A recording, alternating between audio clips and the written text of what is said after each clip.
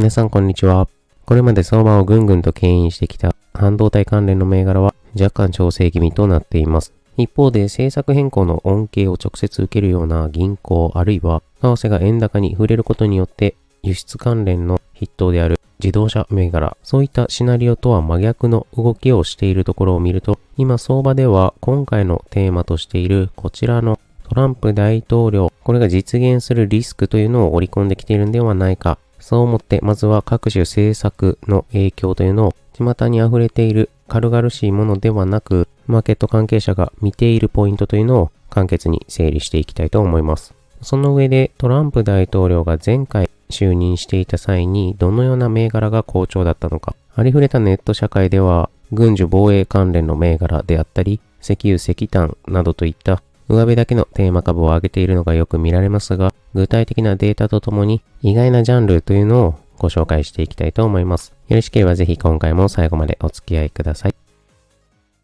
ということで今回のテーマ、トランプ大統領がもし就任した場合ですね。そもそも大前提として前回と全く違うのは基本的な政策の方向性というのが提示されていることです。前回初当選した際には具体的な政策の内容がトランプ陣営から公表されていなかったので非常に恐る恐る当選したらどうしようというような空気がマーケットでは漂っていました。ただ実際当選して政策を進めていくと意外と株式、マーケットにとっていい話が多いんではないかということで当選直後から株価が上昇したわけですね。今回はすでにトランプ陣営からどのような政策を取っていくか、基本的には第1期を踏襲していくような形ではありますが、具体的に大きく分けて3つの政策の面からご覧いただきたいと思います。さて世界地図をまずはご覧いただいていますけれども、アメリカにおいてトランプ大統領がもし2期目就任したとしたら、まずは通商政策においてどのような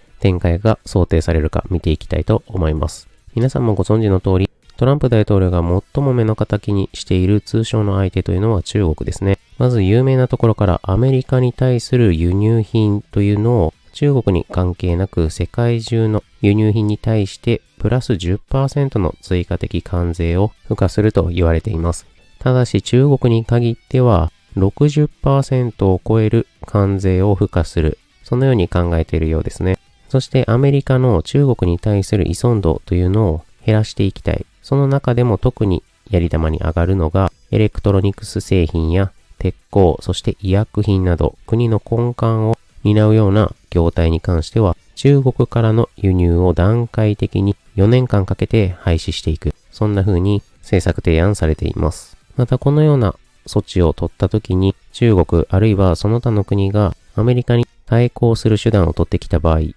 えばアメリカが輸出する場合の製品にも関税を上乗せしますよみたいなことをすると、アメリカ側の輸入品に対してもさらに関税を上乗せしていく、そのような決定をする権限を大統領につけるというような提案もされています。そうすると世界中からアメリカに対する輸出というのが減少することが想定されますが、特に中国が痛手を負うんではないかと。そうなった時にですね、中国はどこに目を向けるかと言いますと、近い国ですね、インドであったり、ベトナム、インドネシアなどの東南アジア諸国、あるいは日本かもしれません。個人的には中国製品あんまり受け付けないので、日本には来なくていいというような考えはありますが、実際問題ですね、アメリカに輸出できなくなった製品を東南アジア諸国などの他の友好国に振り向ける可能性が考えられます。また後ほど具体的に申し上げますが、為替の政策においてトランプ大統領は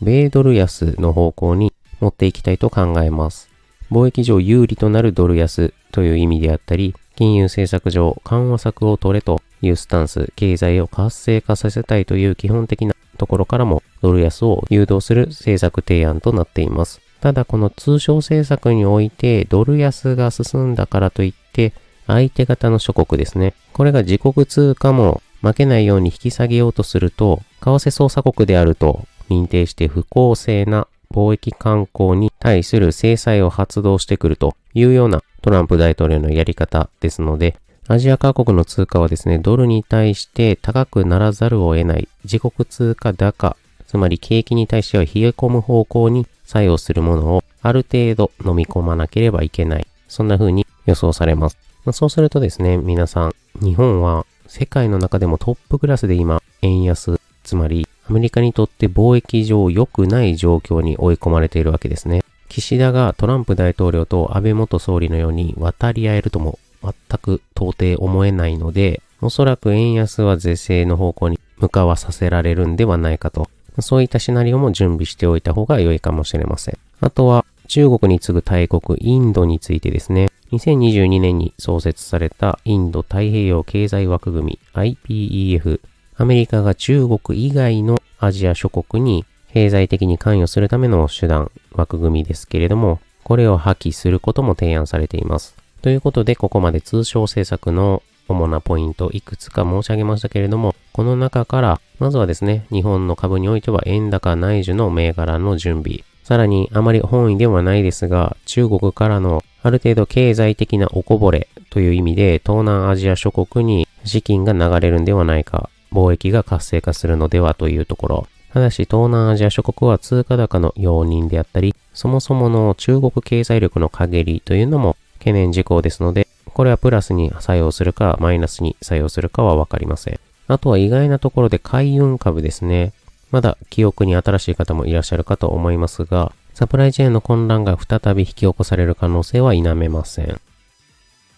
それでは次は大きな3つの政策枠組みの2つ目、外交・移民政策についてまとめていきたいと思います。この面においても大前提としてトランプ氏は独裁者に憧れている、そんな一面があります。有名なところですけれども、ロシアに近しい立場ということで、大統領に就任できれば、24時間以内にウクライナとの戦争を終結させることができる。そしてウクライナに対する米軍の支援を停止すると述べています。またウクライナに対する支援について、これまで多くの軍備品を送ってきましたけれども、その費用負担をですね、ヨーロッパに対して要求する、支援として輸出してきた兵器の費用を払えと、ウクライナに行ってもお金はあまりないでしょうから、ヨーロッパに肩代わりさせると考えているようですね。それだけでもヨーロッパからしたら何言うてんねんこいつとなりそうですけれども、その一方でイスラエルに対しては支持を表明している。結局は独裁者は好きだけれども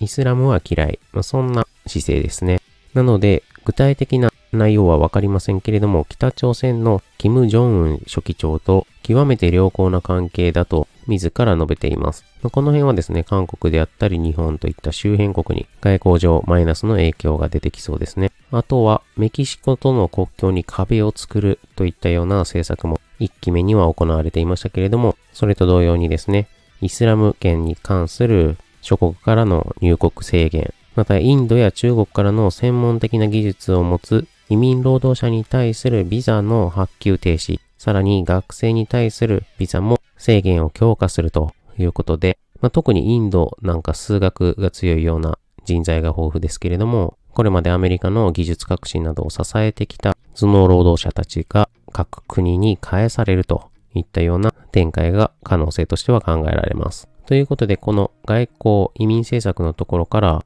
考えられる投資戦略としては、一番巷でよく言われている軍需関連の銘柄ですね。一方で、ここ数年非常に話題になってきた半導体であったり AI といった技術の革新、こういったところの停滞が考えられるのと、そもそもアメリカが第一主義で他の国を排除する、イスラムに対する毛嫌いなども地政学リスクの一つとして上がってくることは想定されます。それでは大きな政策3つの枠組みの最後ですね。アメリカの国内における政策について、財政金融政策及びその他の国内政策についてまとめていきたいと思います。先ほど申し上げた通り、基本的にトランプ氏は経済を盛り上げていけというようなイケイケどんどんのスタイルですので、どんどん金融緩和策を取れ、あるいは財政政策で減税を行ったり、インフラ投資を行えと、そんなスタンスが1期目の時には株式市場に交換されたわけですけれども、2025年に執行予定となっている個人減税について恒久化し、法人税に関しては 21% に据え置きにすると、税負担について軽減していく方向で政策提案しています。さらに金融政策において FRB に対して基本的には FRB というのは独立性を保たれていなければいけないんですけれども、トランプ大統領は利下げを強く求めて口先介入してくると、金がジャブジャブとばらまかれるような環境にしろと要求してくることが想定されます。ただ FRB パウエル議長に関しては、これまでですね、うまく舵取りしてきていると、とんでもないインフレ率の冒頭からうまく経済を壊すことなく抑制してきたわけですが、自分が選任した議長でなければ気に食わんということで、パウエル議長は26年の満了をもって再任させないというふうに考えています。その他にですね、1期目に取った政策の中であまり巷で言及されていないのが銀行に対する規制の緩和ですね。リーマンショックであったり、最近ですとアメリカの地銀問題など金融システム上の大きな問題が発生すると、金融機関に対するリスクテイクであったり、自己資本の比率、危機に備えて保有量を厚くしろといったような各種規制が非常に厳しく課されていますけれども、それに対してトランプ氏は厳しすぎるのでもっと緩くしてやれと。そうすることで銀行はバンバンと積極的な投資に舵を切れるというわけですね。そして国内政策最後に最も有名なところですけれども、クリーンエネルギーの排除ですね。排除というと言い過ぎかもしれませんけれども、風力発電や太陽光発電などの環境保護に対する規制であったり補助金などを廃止すると。そうするとですね、一番代表的なところは電気自動車などもこれまでテスラをはじめとして活況になってきたところが折り返してくるんではないかと。そしてエネルギーに関してはクリーンなものではなく従来の石油、石炭、天然ガスをバンバンと強化していけ、税制も優遇措置を取るというふうに提案されています。ということで別にトランプ氏を意識しているわけではないですけれども、当チャンネル以前より ESG に関しては否定的な姿勢をとってきましたが、もしトランプ大統領2期目が選任されれば、さらに向かい風強くなりそうだというところですね。その逆として石油、石炭あるいは天然ガスの銘柄は恩恵を受けそ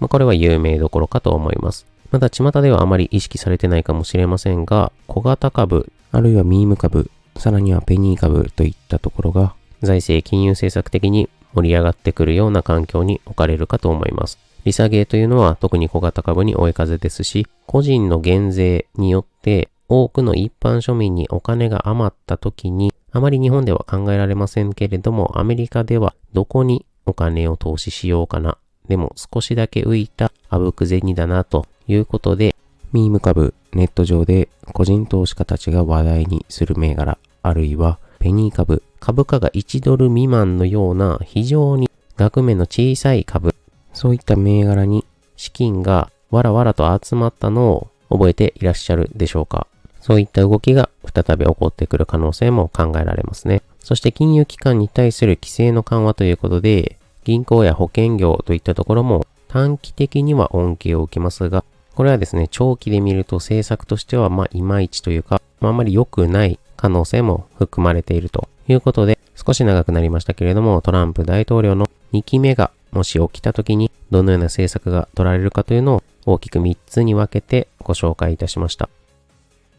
さて後半では具体的にどのような業種、どのような銘柄がトランプ大統領第1期の時に上がってきたのかというのをデータでご覧いただきたいと思います。分析対象としてはトランプ大統領が就任したタイミングでのトピックス構成銘柄約1900銘柄ですね。そして2パターンのデータをご覧いただきたいと思います。まずはトランプ大統領が決定した選挙で勝利が確定したのがこちら11月の9日ですけれども、この日アジア時間、日本のマーケットが空いている時間にアメリカで選挙の結果が続々と出てきていた。そんな中でトランプ大統領が勝つことが優勢になってくると、日本株のマーケットどんどんと下がっていったわけですね。白のライン、トピックスですけれども、下方向に少し線が出ているのがお分かりいただけると思います。ただアメリカ赤のラインの S&P500 ですが、これに関しては選挙結果が出る前には少し調整入りましたが、結果が出た後はどんどんと上がり続けたわけですね。そして実際にトランプ大統領が4年間務めたわけですけれども、その最後の方にですね、こちら大きく下落しているのは皆さんご存知の通りコロナショックですね。コロナのせいで大きな動きがあった後は非常に特徴的な銘柄の動き、例えば旅行関連、あるいは外食産業といった銘柄は全然戻ってきませんし、それこそ半導体であったり電子機器といったところは大きく上昇したわけですね。こういった大きな世の中の変化があったのは、もはやトランプ大統領の政策によるインパクトは関係ないので、ここの前まで、具体的には2019年の年末ですね。この期間のデータをご覧いただきたいと思います。そして2パターンというのは短期的にトランプ大統領が決まった後の約2ヶ月間でどれくらい各銘柄の動きがあったかというのと、就任していた期間のコロナショック前の2019年年末までの間でそれぞれの銘柄どのような動きがあったかというのをご覧いただきたいと思います。ということでまず短期的にどのような業種が上がったかというのを確認してみたいと思いますけれども、日付としては11月9日選挙の結果が出たところから約2ヶ月、年明けの1月5日まで大きく上昇した局面ですね。そしてご覧いただいている数値は各銘柄からトピックスの騰落率を引いた超過収益率、この業種別の平均となっています。そうすると大きく上がっているところ、例えば工業であったり石油といったような先ほどご紹介したエネルギー政策の関連ですね。あとは機械であったり輸送機に含まれるような軍需関連。また自動車についても為替的にはドル安円高に振らされると不利ですが、それよりも電気自動車の需要というのが落ち込む。そういった意味で日本の自動車メーカーというのはまだ電気自動車に全然対応していませんので、販売台数という意味では有利に作用すると捉えられた面もあるようです。あとはサプライチェーンの海運ですね。そして政策の最後の方で申し上げた金融機関に対する規制の緩和ということで、銀行、証券、保険といったところがトランプ勝利の直後、短期的に大きな上昇となったようです。それでは今度在任期間中の政策、2019年年末にかけて約3年間ですね。長期というほどではないですけれども、中期的にどのような銘柄が向上したのか、業種別にご覧いただきますと、だいぶ短期的な期待とは裏腹に違った銘柄が上がっているような印象ですね。例えばですけれども、大きく出ているのは電気あるいは精密機器、また短期的にはマイナスに作用しましたが、最も大きな伸びを示したのが情報通信。あとは卸売であったりサービスといったところが伸び率が高い業種となっています。ですのでトランプ大統領がもし2期目も就任したとなって、大喜びで短期的に上がっていく銘柄あるかもしれませんけれども、それが長続きするのかという面ではまた別の見方が必要ということですね。結局は経済のサイクルというのが長期的にはより重要になってくるという証左かもしれません。それではまず勝利直後に短期的に上昇した銘柄というのをご覧いただきますと、左側がトピックス1900銘柄以上の全体でランキングを取った場合、右側は大型株500に絞った場合のリストになっています。業種のところがピンクにハイライトされているのが、先ほどご覧いただいた時に短期的に好調だった業種に当たりますけれども、左側小型株まで含めた全体のランキングですと、好調な業種、金融であったり海運、機械、輸送機といったところが非常に目立ちますが、右側大型株に絞ったリストですと結構銀行というのが目立ちます。あるいは軍需関連、インフラ投資を意識された機械、輸送機といったところが多くリストに見受けられます。それでは今度長期的に在任期間のコロナ前までの3年間でどのような銘柄が大きく上昇したかご覧いただきますと、こちら。先ほど業種のところでご覧いただいたように、長期的に好調だった業種というのは、電気あるいは精密機器、情報通信、サービスなどですけれども、こちらの方がかなり偏りがありますね。業種として好調なものは好調だし、ダメなものはダメと。例えば短期的に好調な業種の一つだった銀行に関しては、リスト下位の方にかなり入ってきてしまっているのがお分かりいただけると思います。こちらは期間としてコロナ前までの年末ですので、この時点で銀行があまり芳しくないとなると、ここからコロナのショックによってどんどん利下げあるいは緩和策が取られていったので、ようやく日銀もマイナス金利解除ということで盛り返してきましたけれども、結局銀行は金融政策緩和の方向に舵を取ると、銀行業の形態上収益的にはマイナス。一方で金融政策を引き締めの方に取ると収益的にはプラスにはなりますが、マクロ的には景気の引き締め方向に作用しますので、マーケット全体、米立ちとしては向かい風の方に作用するわけですね。ですので、あまり銀行株に投資妙味がある期間というのが長続きしない。ずーっと持っておく銘柄というよりは、短期的、中期的にスポットで政策変更が引き締めの方、金利上昇の方に舵を切られる瞬間だけ持っておくというようなやり方がいいのかなと捉えている業態です。今回のトランプ大統領誕生の可能性を考慮するのであれば、直接的に銀行に行くよりかは、他の金融機関、証券あるいは保険に回った方が、長い目線で長期保有するには取りやすい銘柄かもしれません。ということで、ここまでもしトランプ大統領が第2期就任することになったらどのような銘柄が注目かというのを前回の1期目の時の反応、具体的にデータご覧いただきました。巷でよく言われるような軍需関連の銘柄、あるいは石油、石炭、天然ガスといった燃料。今回の動画ではそれ以外にも注目になってくるような銘柄があるよと、例えば海運であったり、小型株、金融株などもご紹介いたしました。もし今回の動画ですね、ご好評いただきましたら、今リストでご覧いただいているような5項目5段階評価を具体的にそれぞれの業種でピックアップしてみたいと思いますので、今映しているのは前回の動画でリストアップしたものなので、トランプ氏の再選とは関係のないリストですけれども、同じような項目ごとの能力値評価というのを分析してみたいと思います。それもぜひ動画にしてほしいという方いらっしゃいましたら、高評価、チャンネル登録して、今回の動画たくさん回るようにしていただけますと幸いです。いつも単調で長い動画ですけれども、最後までご覧いただきありがとうございました。また次回の動画でお会いしましょう。